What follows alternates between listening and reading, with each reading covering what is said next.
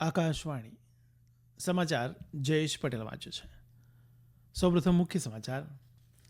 લોકસભાની ચૂંટણી, આંધ્રપ્રદેશ અને ઓડિશા વિધાનસભાની ચૂંટણીઓ અને ગુજરાતની 5 વિધાનસભા બેઠકોની મતગણતરી આવતીકાલે.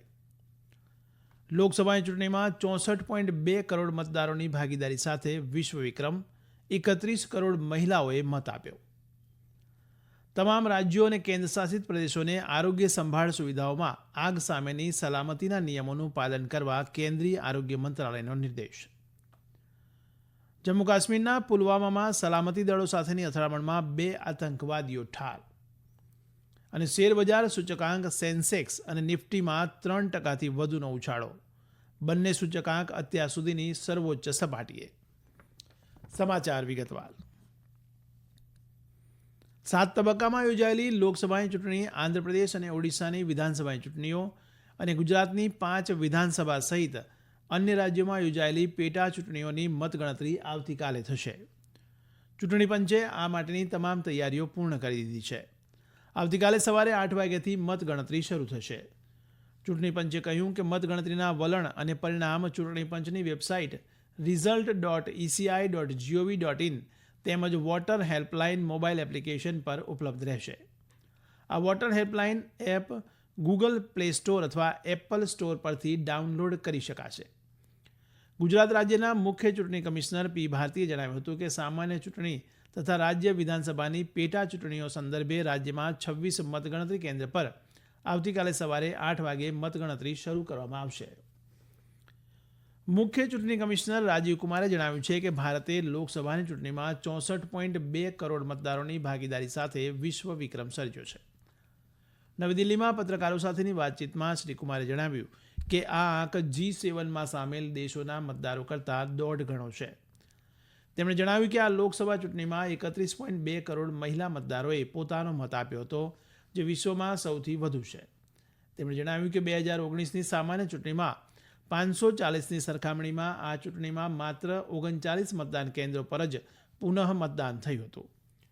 શ્રી કુમારે જણાવ્યું હતું કે ચૂંટણી કવાયતમાં 68,000 નિરીક્ષણ ટુકડીઓ અને 1.5 કરોડ ચૂંટણી અને સલામતી કર્મચારીઓ જોડાયા હતા. મુખ્ય ચૂંટણી કમિશનરે જણાવ્યું કે ચૂંટણી દરમિયાન હિંસાનો કોઈ મોટો બનાવ બન્યો નથી.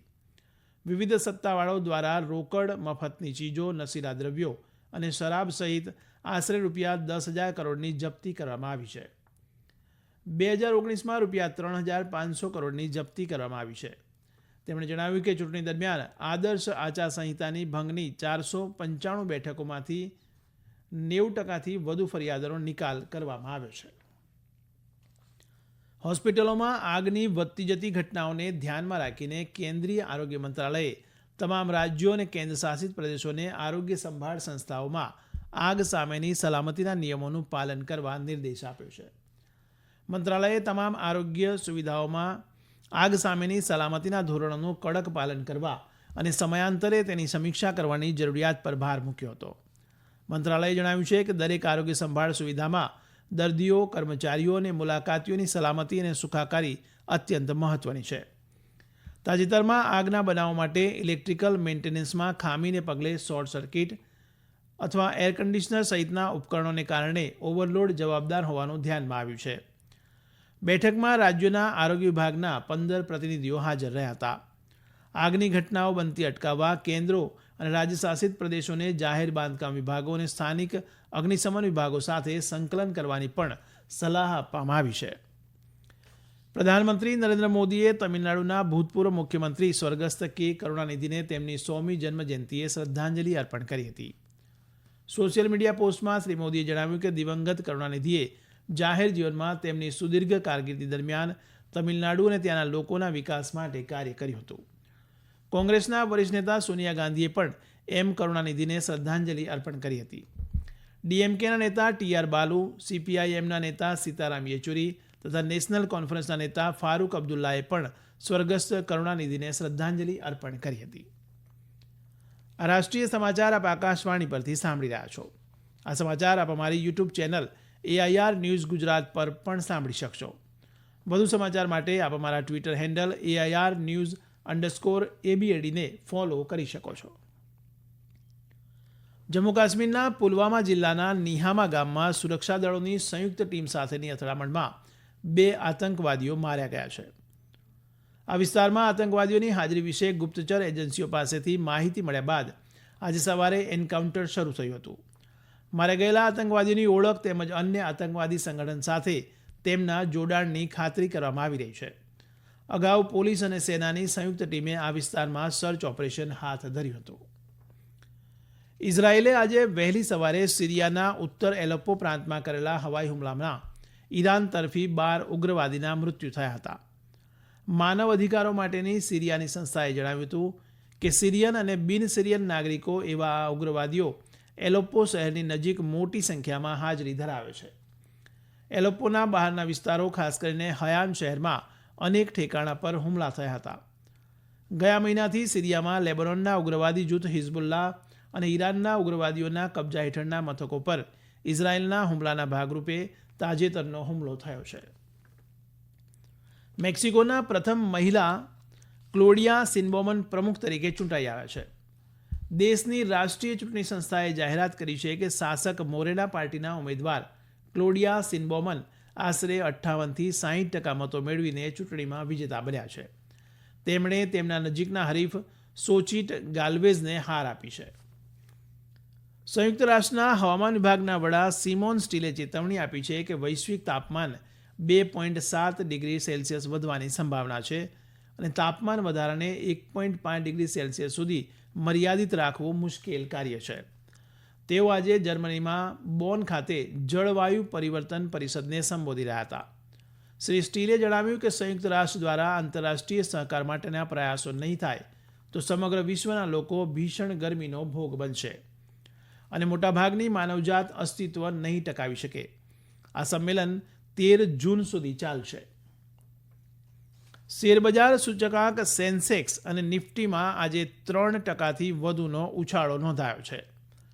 76,583ની વિક્રમ સપાટીએ ખુલેલો સેન્સેક્સ દિવસ દરમિયાન 76,738ને સ્પર્શ્યો હતો, જે તેની અત્યાર સુધીની સર્વોચ્ચ સપાટી છે. દિવસને અંતે તે 2,507 આંક અથવા તો 3.39% વધીને 76,468 પર બંધ રહ્યો હતો. આ જ રીતે નિફ્ટી 50 પણ 23,337 આંકની વિક્રમ સપાટીએ ખુલ્યો હતો અને 23,339 આંકની નવી ઊંચી સપાટી બનાવી હતી.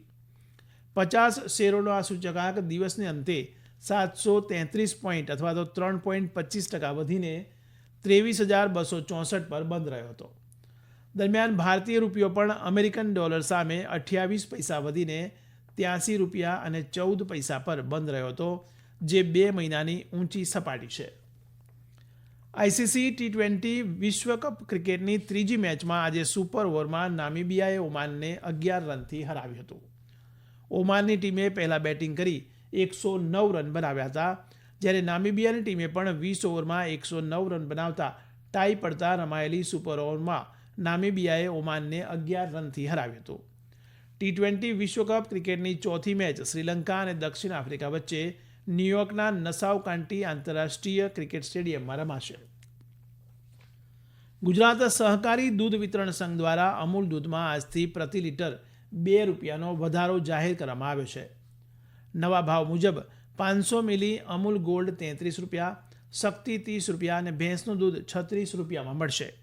અમૂલે અગાઉ ગત વર્ષે ફેબ્રુઆરીમાં દૂધની કિંમતમાં વધારો કર્યો હતો. દરમિયાન મધર ડેરીએ પણ આજે દૂધની કિંમતમાં પ્રતિ લીટર 2 રૂપિયાનો ભાવ વધારો કર્યો છે. અંતમાં મુખ્ય સમાચાર ફરી એકવાર. લોકસભાની ચૂંટણી, આંધ્રપ્રદેશ અને ઓડિશા વિધાનસભાની ચૂંટણીઓ અને ગુજરાતની 5 વિધાનસભા બેઠકોની મતગણતરી આવતીકાલે. લોકસભાની ચૂંટણીમાં 64.2 કરોડ મતદારોની ભાગીદારી સાથે વિશ્વ વિક્રમ, 31 કરોડ મહિલાઓએ મત આપ્યો. તમામ રાજ્યો અને કેન્દ્રશાસિત પ્રદેશોને આરોગ્ય સંભાળ સુવિધાઓમાં આગ સામેની સલામતીના નિયમોનું પાલન કરવા કેન્દ્રીય આરોગ્ય મંત્રાલયનો નિર્દેશ. જમ્મુ કાશ્મીરના પુલવામા સલામતી દળો સાથેની અથડામણમાં 2 આતંકવાદીઓ ઠાર અને શેરબજાર સૂચકાંક સેન્સેક્સ અને નિફ્ટીમાં 3%થી વધુનો ઉછાળો, બંને સૂચકાંક અત્યાર સુધીની સર્વોચ્ચ સપાટીએ. આકાશવાણી પરથી સમાચાર પૂરા થયા.